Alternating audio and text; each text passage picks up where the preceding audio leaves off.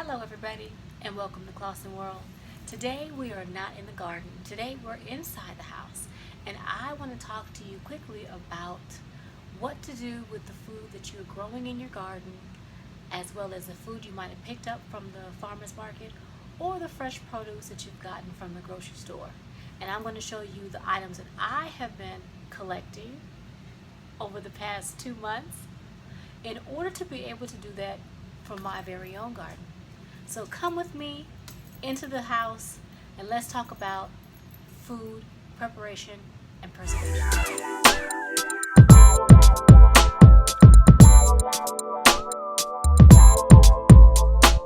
I want to first give you guys a disclaimer. I have not preserved food in a pressure cooker before. I have not pressure cooked food. I have played with water bath canning. So I'm accustomed to mason jars. I've had mason jars in my home for years and I'm accustomed to using mason jars. But pressure canning is very new to me. I have been using a pressure cooker for about 2 years now and I really like it. I pressure cook food almost every single day. But pressure canning is something different. So I'm going to start out at the bottom here. I picked up a food saver.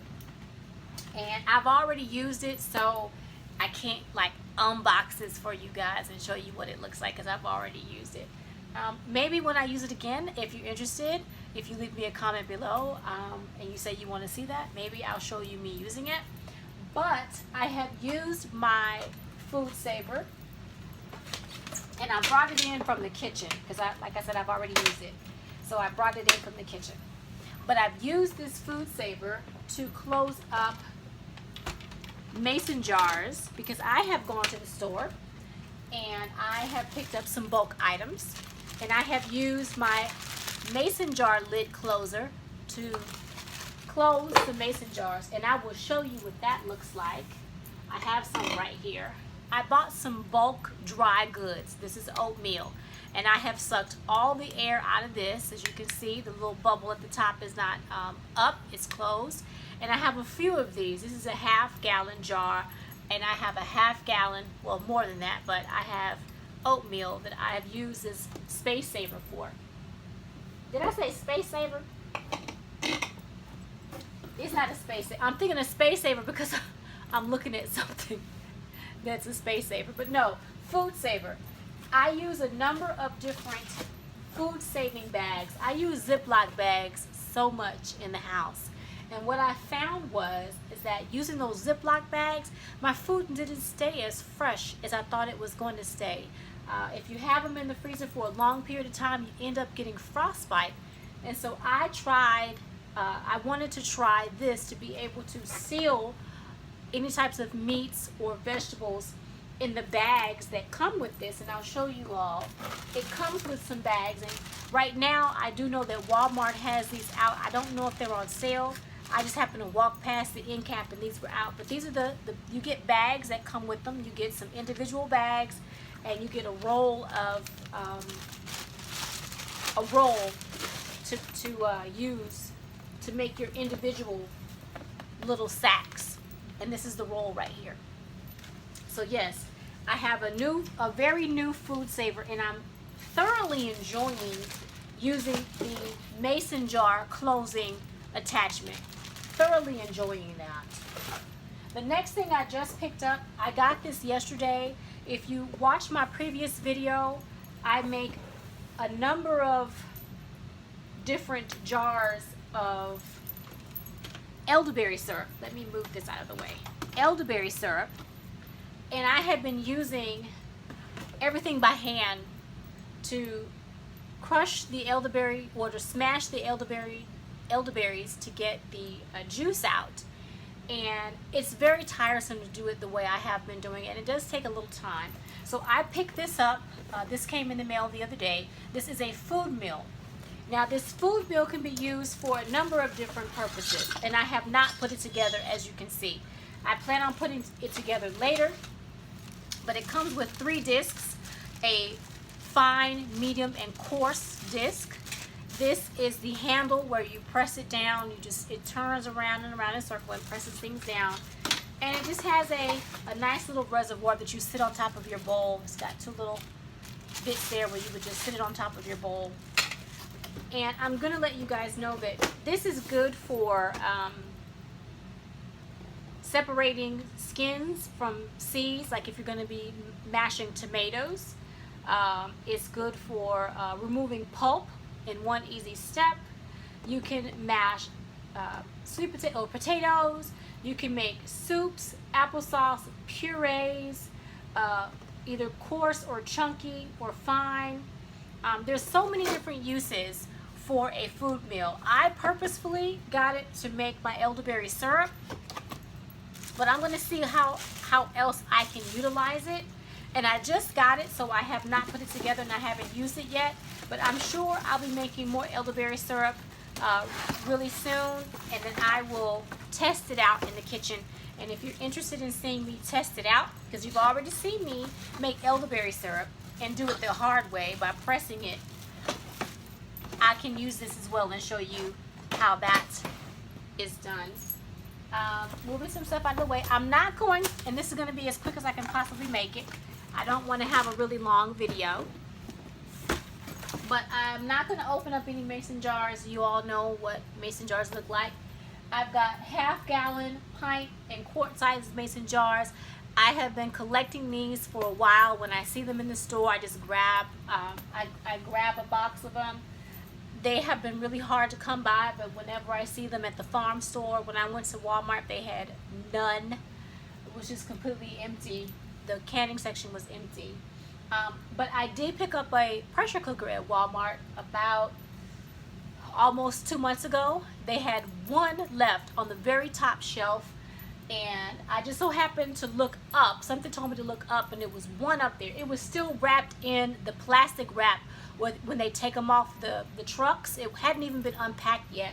So I did open it up. I have not used it, but I will show you guys. Let's see. It is a 16 quart, and if you haven't seen a pressure cooker before, because the only time I've seen one is online, because I've been watching a few of you all out there who are involved in showing us how to pressure cook. That's one of the reasons why I got it. I've been watching them use theirs. This is not a very fancy pressure cooker. To me, it's like a basic pressure cooker, and that's all I needed because I'm really very new at pressure cooking. I've never done this before.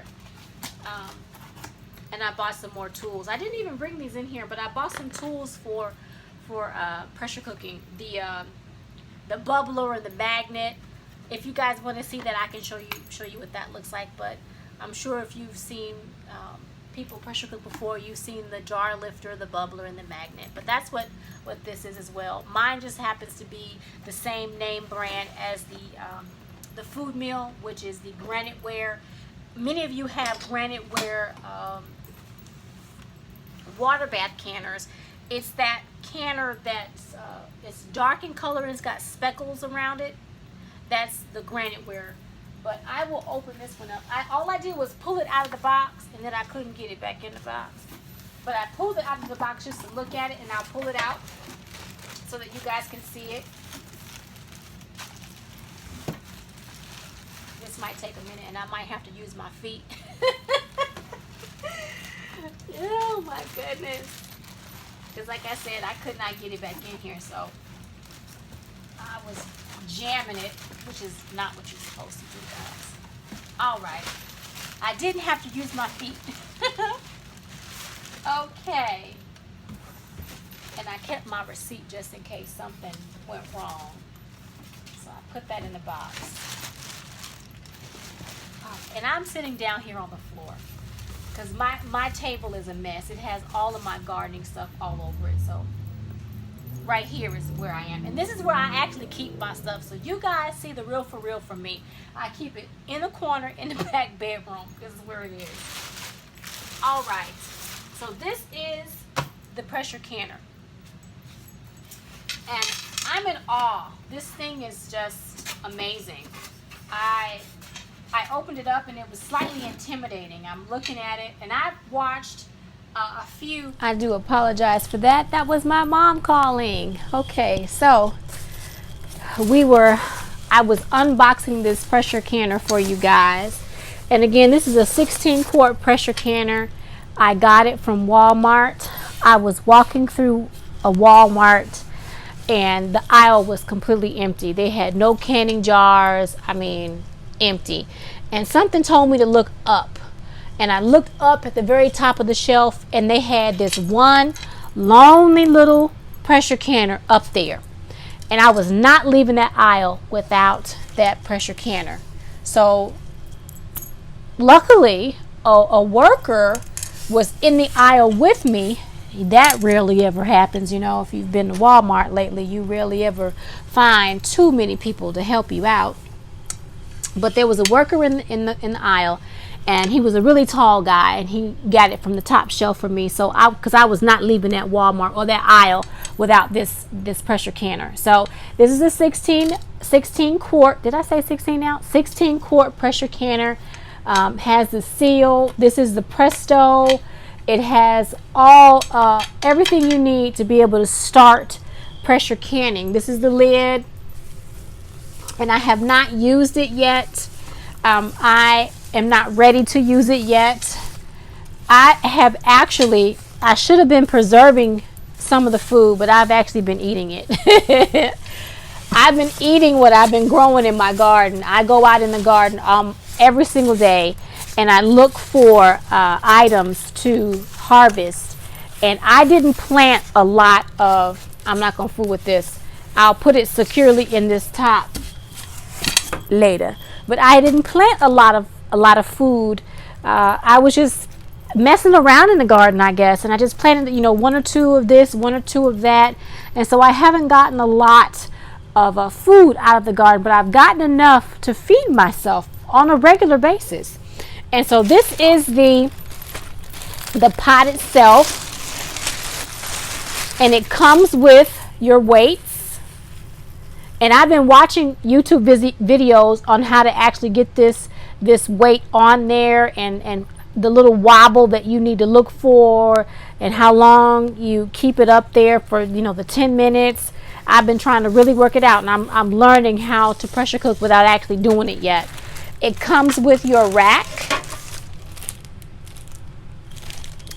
and the pot itself. And this pot is a nice pot. I mean, a nice pot. And the one thing I'd like to talk to you guys about when it comes to pots, make sure that when you are buying pressure canners and water bath canners, that you are mindful of the type of stove top you have, be that gas, glass top, or electric, because some of these pots won't work for the type of stove you have. That's the one thing I was doing some research on, and when I was looking at the graniteware, because that's the one thing I saw when I was watching YouTube videos. There's a couple of ladies out there doing these amazing YouTube videos on pressure canning, and I have been in their lives, watching their lives, and trying to learn how to can. And that's the one thing I learned when I was doing my research, is the graniteware, and I just put that away, the graniteware does not work on every stove top. So make sure that if you do happen to find a water bath canner, that you are taking advantage of reading up on it, because if you buy something that you can't use, then you're going to be really upset and frustrated. I know I would be. So this is the pressure canner that I got. Again, I have not used it. I can't wait to get in here and use it. And when I do that, if that's something that you all would like to see, let me know, and I will take you into the kitchen with me. My first kitchen experience, if you haven't figured that one out yet, was my last video, and I hope you guys liked it. But here is where I want to talk to all my newbie gardeners, or even my seasoned gardeners who watch my channel. Water bath canning. As I talked about, did not buy the graniteware water bath canner because it doesn't work for every type of stovetop. And I've moved around a tremendous amount in my life. When you're a part of a military family, you do move around. And even if you're not a part of a military family, you could be a government civilian, you could be a contractor, you could just want to pick up and move if you have the ability to do so. You may have a glass top stove, a gas stove, or a electric stove. So you want to be able to utilize what you purchase. And the one thing I came across in my local area was I could not use that granite ware pressure cooker, water bath canner, probably forever and ever, because I have had all three of those types of stoves. When I was in Europe, I had a glass top stove. When I owned my own house, I had an electric stove.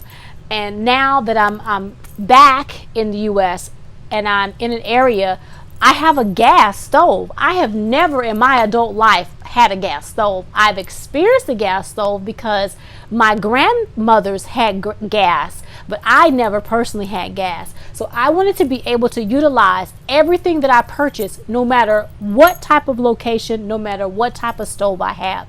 And so when I found that I could not find a water bath canner, I began to think out of the box. And I wanted to be able to bring this to all of my newbie subscribers who are just getting into gardening, that if you cannot find a water bath canner, I have a solution. I went to the restaurant supply store. I happen to have a pot in my kitchen, but it just wasn't big enough. And so I purchased this pot right here from the restaurant supply store. And it has a really good weight on it. Oh, I've got my receipt in there. Put that back. I bought a stock pot, a heavy duty stock pot. Look at that. That is I think it's 24. It's a 24 quart heavy duty stock pot. You can use a stock pot as a water bath canner. Now I want to show you guys this right here. You probably can't see this here sticker, but the sticker says that this pot can be used on electric stoves, on gas stoves, and on halogen stoves. And I've had all three of these stoves. So when I saw that, I was like, wow, that's amazing. Now, the other bonus of this is if you have one of those turkey fryer machines, this pot can be used on one of those turkey fryers. So if your turkey fryer gets damaged, the stock pot, because it's not, I don't think that pot is as sturdy as this one, but if it gets damaged, you can use this pot on what is that? It's a propane, on that propane base. And I thought that was amazing. That was amazing to me. So I picked up this stock pot. Now I can't show you my top because they didn't have the tops in at the time, and he's gonna call me and let me know when my pot has come in because they were waiting for a shipment. Now in order to use this pot, I'm gonna show you what I bought from online. Now I went to Amazon. Let me place it right here, and I bought a pack of 2 canning racks. Now this rack, I want to say, is about for a 21 inch, 23 inch pot. I can't remember. I'll put that information in the description box below. But did you see what I just did? I placed that rack inside of the pot and the handles rest on the side. You place your jars on top of that rack, and then you put that rack inside of your container, just like that. Just like that. Stock pot. And I have made myself, sorry about that, I have made myself a makeshift water bath canner. And this is what I wanted to show you guys. So if you don't have all the fancy stuff, I don't have all the fancy stuff. I do have a couple things, but again, I did not pay any crazy amount of money. I know you can get into the hundreds of dollars on pressure canners. And I just wanted something basic just for me in my small kitchen. And then I do water bath canning because I've done it before, making pickles and peppers. I made jam before, but that didn't last. That was eaten up as soon as I made it. So obviously my family loved that jam. But yes, water bath canning. If you cannot find a water bath canner in your local store, look around for a restaurant supply store, and I guarantee you they will have stock pots. Now again, I did not want this to be a very long video. I hope it was informative, and I hope you learned a little something, showing you what I have and what I will be using in my kitchen, showing you the value of taking your food from out of your garden or at the farmer's market or even in the grocery store. Because with everything going on right now, the one thing that I have been able to find on a regular is fresh fruits and vegetables. You may not be able to find beans or cleaning supplies or toilet paper and paper towels, but you can find some bananas and grapes and some potatoes. You can find fresh food. So don't be afraid to go into your grocery store and pick up that fresh food and take it in your kitchen and can it up. Can it up. It doesn't have to be what you grow out of your own garden. If you can purchase it, you can can it. So from my kitchen to yours, I hope you guys are well and safe and happy. Have a great weekend and have a happy 4th of July. I'm not sure if I'm going to post this video by the 4th of July. It may be after the 4th of July, but I hope you had a great 4th of July if I post this video after the 4th of July. So, bye everybody.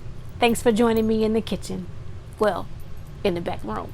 Before I forget, I did not go over the books that you may or may not need if you're a new canner. The pressure canner comes with a manual so that you know how to use it. I was in the store and I happened to come across this particular canning book. It's pretty much like the ball canning book, just a few, just a different take on it. Still has recipes. Let's go to the table of contents. Let's see. Let me get my reading glasses because y'all know I need them. Okay, table of contents. It has the introduction, basics of canning.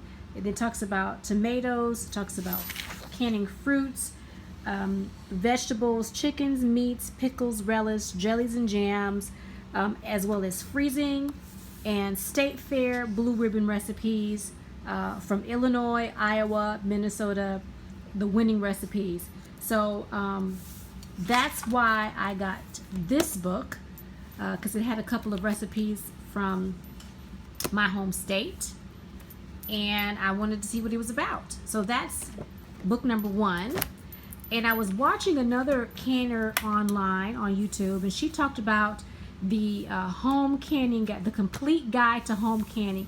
You can get this book off of Amazon if you would like it, or you can go to their website and download a copy of it, which is exactly what I did.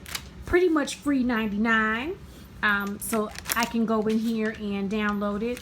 I wanted to make sure that I was fully read up when it comes to canning when I began to really take a deep dive into canning. So I downloaded this book, and I will go to the table of contents. And again, it talks about, let's see, it talks about why canned foods, how canning preserves foods, safe canning, high quality canning, jars and lids, recommended canning, processing times, preparing butters, jams, jellies, marmalades, canning food for special diets, which I have not seen in a few other canning books. It comes with a glossary and an index of foods. So I downloaded this, and I will put the link to this in the description box. That way you can take a look at it, and if you have the capability to download this book for free 99, pretty much, other than the paper and the ink, you can do so.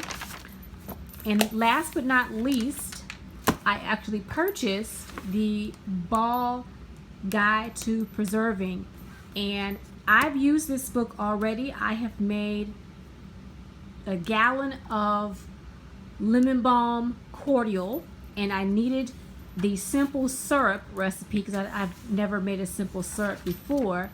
And so I opened up this book, and it has a simple syrup recipe in it. If you've never seen this book before, it talks about canning basics, canning high acid foods, tomatoes, jams, jellies, fruit spreads, chutneys, pickles, and relishes.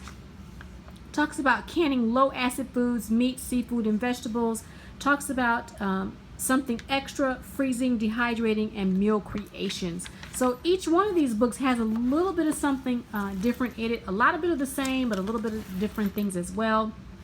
As you can see, I've already gone through the book and I've highlighted a couple of pages because, like I said, I did make a simple syrup. I did make a homemade lemon balm cordial, and if you're interested in that, I will actually, matter of fact, I will put the recipe to that as well as a picture of that in the description box below. So that's it for me.